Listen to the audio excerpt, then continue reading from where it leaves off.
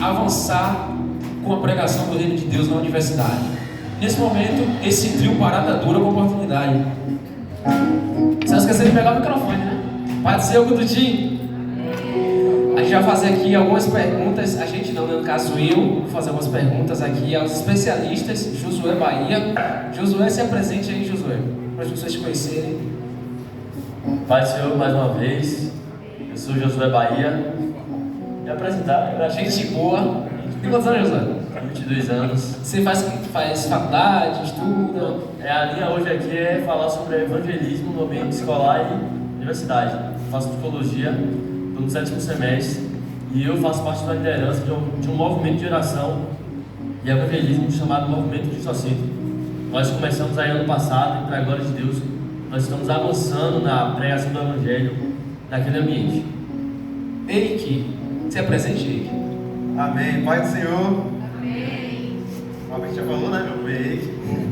Tenho 17 anos. Estou no 3º ano do ensino médio.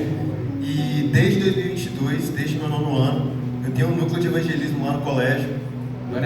Chamado ID, né? Inclusive tem as redes sociais do ID também. A gente posta algumas coisas que Já a gente fez faz o na mexão. escola. Já fez o mexão. É claro, né?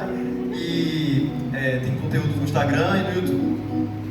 Bom, um na faculdade e um na escola ainda. Por pouco tempo, né, Eike? Tá fazendo Enem. Falta menos de um mês letivo total. Menos de um mês. No colégio. Glória a Deus, né? Perturbação acabando. E como é que o evangelismo ele pode glorificar a Deus nesse ambiente, Josué? Um ambiente acadêmico, um ambiente de confronto, de novas ideias, de novas experiências, ideologias. Como é que nós podemos glorificar a Deus através do evangelismo? Durante muito tempo, né, a gente olhou para a faculdade, pelo menos muitas pessoas mais velhas, como um lugar onde jovens cristãos entravam, crente saía desviado. Mas eu tenho visto uma onda de jovens se posicionando nesse ambiente, se posicionando com a fé firmada na rocha. Qual foi a pergunta mesmo? Como glorificar a Deus nesse Como glorificar a Deus? Através do Coisa, evangelismo. primeira coisa é, dê o exemplo, seja um aluno bom, porque se você não for um aluno bom, você vai ser desmoralizado. Esse cara tá aí falando Jesus, mas é o pior dos alunos aqui dentro, então primeiramente dê o exemplo. Verdade. A segunda coisa é entender que a nossa missão é pregar o evangelho. É algo bem claro, mas é importante ser falado. A nossa missão é falar de Jesus. E eu não posso querer escolher o lugar, não. Eu vou só falar de Jesus no ambiente da igreja. Eu vou só falar de Jesus quando tiver o evangelismo da minha igreja tal dia em tal lugar. Não. A ordem de Jesus é ide, e no grego é mais ali na forma do indo, ou seja, indo por este mundo pregando no evangelho. Então, por onde eu vou, eu preciso falar de Jesus. E a faculdade, a escola não é diferente. Nós como cristãos, nós precisamos entender que precisamos pregar o evangelho nesse ambiente. E esse é um lugar onde nós não vamos sair desviados, mas quem está à nossa volta vai ser tocado por esta mensagem do evangelho. Glória a Deus. Então quer dizer que você precisa estudar, né, jovem? Precisa viver de milagres lá, né? Com nota baixa, passando por milagres. Exato. Honrado por Estude, sendo um bom aluno, prega. Exatamente. Glorificar Deus com testemunho, né? Em todas as áreas. É isso mesmo.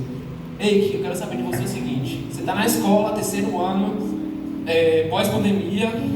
Quais são os desafios emocionais que você está encontrando aí na hora de conversar com essa galera, discipular, evangelizar? Quais são os maiores desafios dos seus colegas, da sua geração? Bom, vamos lá. Eu comecei a pregar na escola logo em 2022, ou seja, logo pós-pandemia abriu tudo, o pessoal vindo, né, de casa depois de um monte de tantos problemas que aconteceram na pandemia. E os primeiros problemas, né, que eu enfrentei era um período político, era a galera querer associar o cristianismo com política, né? Já havia o pessoal já vem com a ideologia na cabeça de que todo cristão tem um determinado viés, outra coisa, e aí você encontra uma certa dificuldade para você pregar sem ser taxado de alguma coisa. Outro problema também que eu enfrentei foi de pessoas que já tinham tido pequenas experiências assim, com contato com o evangelho, normalmente com os pais levando para normalmente para a igreja católica ou alguma outra denominação, mas pessoas que ficam, por não serem ambientes saudáveis, às vezes acabam ficando traumatizadas, se desviam, e aí, para você conseguir pregar o evangelho às vezes para essas pessoas, é um pouco mais complicado. Elas já rejeitam de primeira porque elas já têm uma ideia inicial. Então, esses são os pequenos desafios que, com oração, pedindo ao Espírito Santo discernimento, a gente vai conseguindo vencer aos poucos dentro da cabeça da galera, e vai conseguindo pregar o Evangelho, que é o que a gente quer, né? A gente quer que vidas sejam salvas, vidas sejam alcançadas, porque o Evangelho é para transformação, né, da vida daquelas pessoas. Então, acho que esses foram os dois principais desafios que eu enfrentei logo que eu comecei a pregar e até hoje. Entendi, mano. Essa parada na política é engraçada porque eu passei ali no período da primeira eleição de Bolsonaro, né? 2018. Bem na época da eleição mesmo. Bem na época da eleição, e eu, todos os dias, eu falava Bolsonaro 2018. E eu era conhecido por isso, né? É uma posição política. Só que eu nunca associei, nunca fui associado a isso. Tipo, não era unânime, tipo assim, se você é cristão, você é conservador e você vota em Bolsonaro. Mas é uma coisa que se agravou muito depois da pandemia. Ou depois da gente ficar enclausurado em rede social, é quase que dois mundos, dois Brasis,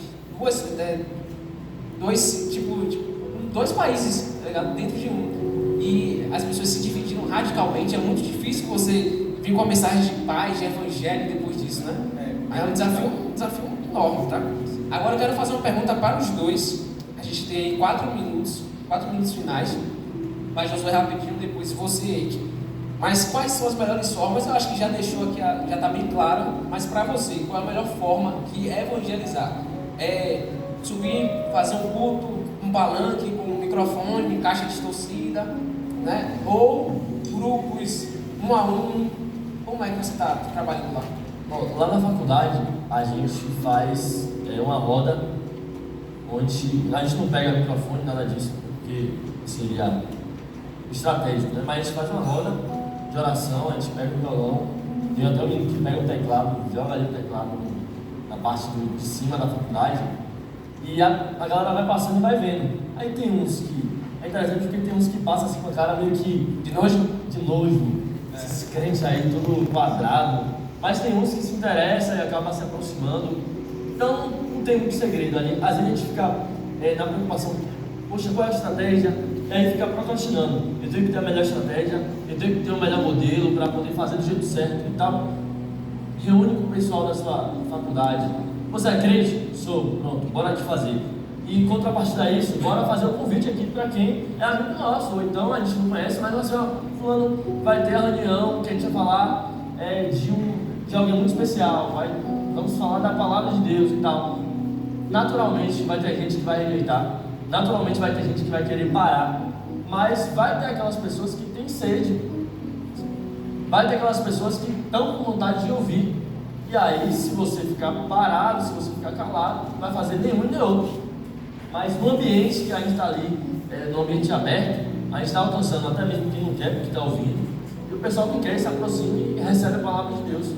Então é importante, simplesmente faça.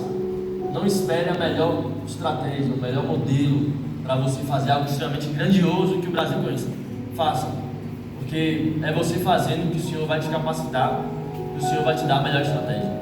O que me chamou a atenção aqui na fala de Joca é o seguinte: você é crente, então vamos, bora fazer. Não tem opção, né? Não tem vocação para evangelizar. Tem tipo um chamado especial? Chamada para todo mundo. Está em Marcos 16,15, chamado geral. Então aí, que continue aí. O Josué falou, eu concordo com o Josué que núcleo com certeza é uma das formas que eu acho que são mais efetivas, principalmente em ambientes de colégio, faculdade, porque normalmente a aglomeração de pessoas chama atenção.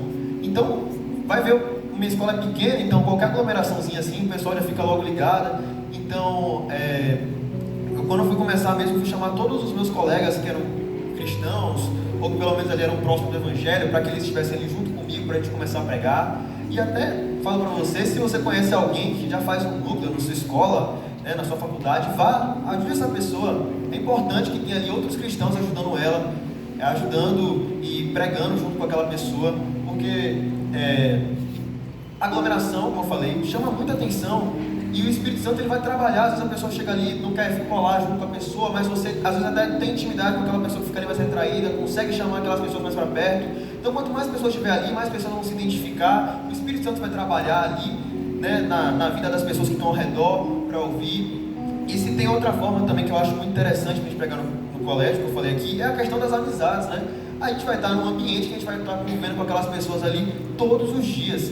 Então, a gente criando laços, relações com os colegas da faculdade, da escola, a gente consegue ter uma brechinha ali para falar do Evangelho. Uma mínima brechinha ali para falar de Jesus, entrar com algum conselho bíblico. Às vezes você percebe que a pessoa está naquele dia, mas assim, você leva uma palavra para ela e consegue trazer o Evangelho. É verdade. Só sobre essa fala dele, no final, é interessante a gente não ficar só no nosso quadrado ali, só citar que é crente, ficar ali. É importante, claro, com limites, você até mesmo construir amizades. Você é amigo da pessoa, você conversar com a pessoa que não é crente, está ali junto, porque aí nesse momento que você está construindo lá, a pessoa vai parar e te ouvir. Então é importante a gente não só ficar interagindo aqui, o culto é só com o crente, não. A ideia é alcançar as pessoas, então a amizade também é uma forma, é um modelo. E para ajudar, e também chamar o pessoal que está ao redor, né, na escola, sair gritando: gente, vai ter núcleo ali perto da cantina, agora todo mundo lá, vamos falar de Jesus, pessoal. E assim como o Josué falou, que nós devemos ser bons alunos, nós devemos também ser bons amigos, bons colegas, companheiros e pregar o Evangelho na hora oportuna. Gostaria de agradecer a Josué, a Henrique e até a próxima. Valeu!